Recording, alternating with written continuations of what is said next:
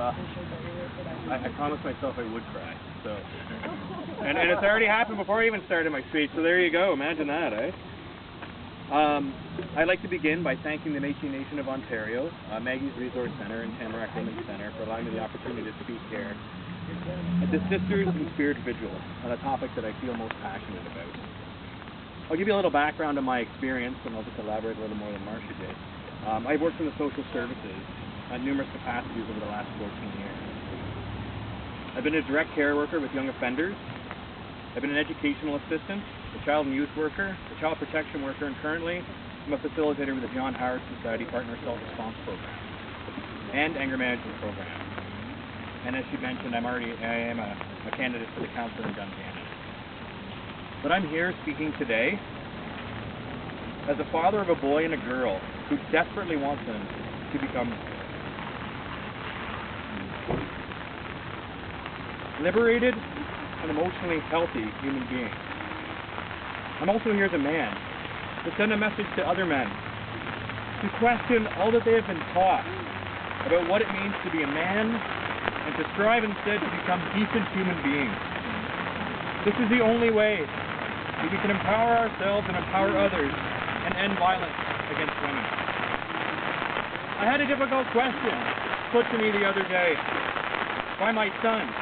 He came home from school and he asked me, "Dad, why do I cry so much?" I think it's obvious why. Is there something wrong with me? Immediately I was reminded of the poem called Every Girl, Every Boy. It's based on a poem by Nancy R. Smith. Some of you may have heard of it. But for those of you who aren't familiar with it, the poster and the poem goes like this. For every girl who is tired of acting weak when she is strong, there is a boy tired of appearing strong when he feels vulnerable. For every boy who is burdened with a constant expectation of knowing everything, there is a girl tired of people not trusting her intelligence. For every girl who is tired of being called oversensitive, there is a boy who fears to be gentle, to weep. For every boy for whom competition is the only way to prove his masculinity, there is a girl who is called unfeminine when she competes. For every girl who throws out her easy-bake oven, there is a boy who wishes to find one. For every boy struggling not to let advertising dictate his desires, there is a girl facing the ad industry's attack on her self-esteem. For every girl who takes a step towards her liberation, there is a boy who flies away to freedom a little easier. I get very emotional, as you can tell. This does hit home very much, because I grew up in a home that also suffered from abuse. So it is something that's very close to my heart. But to me, this poem reveals something extremely profound about how our freedom and liberation as human beings are intricately intertwined and inseparable. Women's liberation is intricately linked with men's, and vice versa. I think the poem also reveals how holding on to rigid sexual stereotypes causes oppression, which breeds further oppression.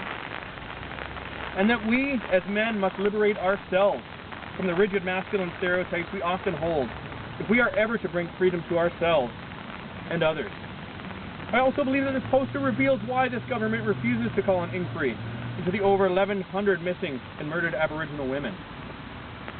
It would require real, systemic cultural change of our attitudes and behaviors towards what we define as feminine and masculine behaviors. I believe that this government is afraid that they will not only find systemic discrimination towards Aboriginal women, but systemic discrimination towards all women.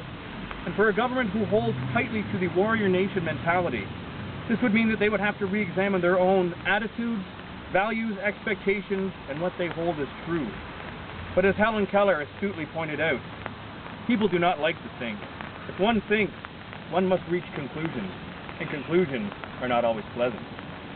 And I believe that when we examine what Eliot Leighton calls the bland, racist, sexist, and classist prejudices buried in Canadian society, what we find are conclusions that are most unsettling.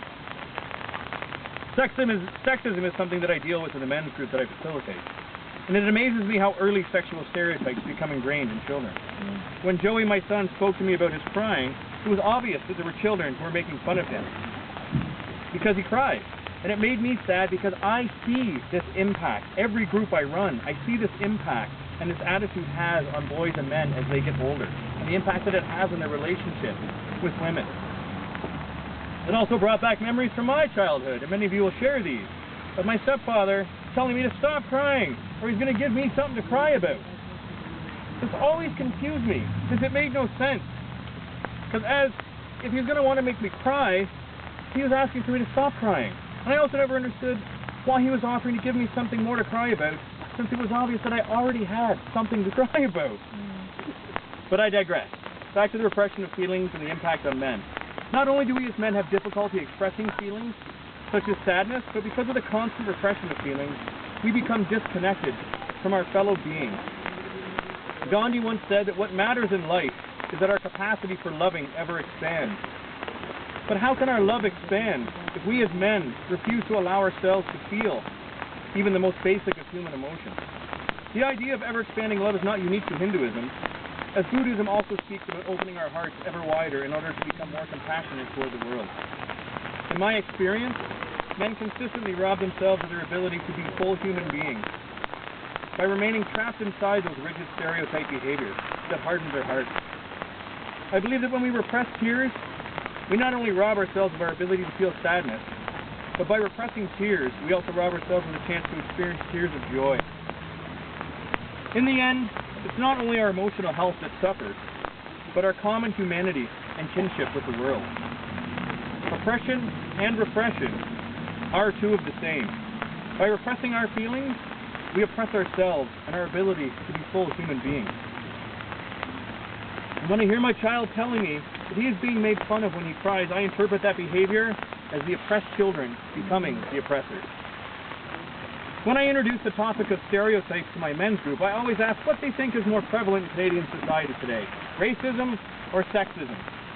I ask them to rate it on a scale of 1 to 10, 10 being prevalent, 1 being almost non-existent. The numbers for both are almost always low, in the 3 to 4 range. Then we do an exercise called the man box, where we examine traditional male and feminine stereotypes and the values that tend to be associated with each. But it isn't until we ask men what other men are called who don't measure up to the masculine standard that the light bulb generally goes off. Words that men use to oppress other men and keep them locked in their rigid idea of manhood, words such as bitch, pussy, or girl, are all common words used as insults and send a clear message about where people with feminine qualities belong in society and how they should be treated. I then point out that society frowns upon the use of racist words such as nigger, spick, and kike because they're associated with oppression, violence, and slavery. Then why, I ask, do we still tolerate the use of words such as bitch, pussy, and woman as words used to insult men and degrade women? Is the intention not the same, to keep someone in their place? I recently listened to Emma Watson. She's the woman who played Hermione Granger in the Harry Potter movies. And she's also subsequently the UN's Global Women's Goodwill Ambassador. She delivered a speech about feminism that kicked off a new campaign called He for She. He for She is a solidarity movement, a partnership between women and men in the fight against continued discrimination and inequality faced by women and girls. Ms. Watson stated that the goal is to galvanize as many men as possible, and boys, to be advocates for change in the fight for gender equality. She also stated the following: the more I have spoken about feminism, the more I have realized that fighting for women's rights has too often become synonymous with man-hating. And if there is one thing I know for certain, that this has to stop. But where do we start? One of the big issues that I see is that feminism is considered man-hating because all we see and hear are women speaking out. We as men must strive for our own liberation. And we men need to be speaking out and defending women. Yeah. We cannot be ashamed to be a man and a feminist. After all, feminism is the belief that men and women should have equal rights and opportunities. Is that such a bad thing? We as men need to realize that every time we insult another man by calling him feminine names, we're devaluing not only our mothers, our sisters, our daughters, but ourselves. Sadness, compassion, decency, patience, kindness, understanding, and caring are not feminine feelings and emotions. They are human emotions. And every time we label them feminine, devalue them, we rob ourselves as men of a piece of our humanity. Now, I'm not saying that all masculine traits are bad and all feminine traits are good. What I'm saying is that to be full human beings, we must have a balance. Nothing to excess, as the Greeks used to say. For many boys and men, the cult of masculinity is a very powerful one. And those who are members, whether willfully or not, know that it requires loyalty to an extreme notion of masculinity. Bros before hoes, money over bitches. This is the kind of poisonous loyalty based on a devotion to extreme version of masculinity that contributes to violence against women and children. Now, loyalty in and of itself is a very worthy virtue, as long as it does not come before other virtues. As the historian Basil points out, loyalty is a noble quality, so long as it is not blind and does not exclude the higher loyalties to truth and decency. The truth is that crimes against the person, including domestic assault and family crime, cost us the most in terms of policing right here in Bancroft. The truth is that violence against women is a serious problem in our society. The truth is that Aboriginal women are 3 times more likely to experience violent victimization, according to Stats Canada. The truth is that we are all human beings, and as such, deserving of the same rights and opportunities. The truth is that the only decent thing to do is to call an inquiry so we can find out what is happening and how we can stop it. The historian Margaret Macmillan once said that examining the past honestly, whether that is painful for people or not, is the only way for society to become mature and build bridges to others. The same goes for human beings. We cannot become mature until we examine our past and come to terms with it. One cannot change the past, but we can change the present, which will impact the future.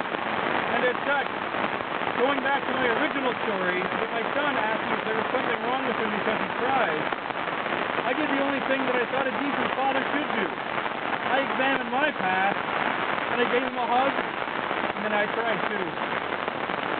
Thank you.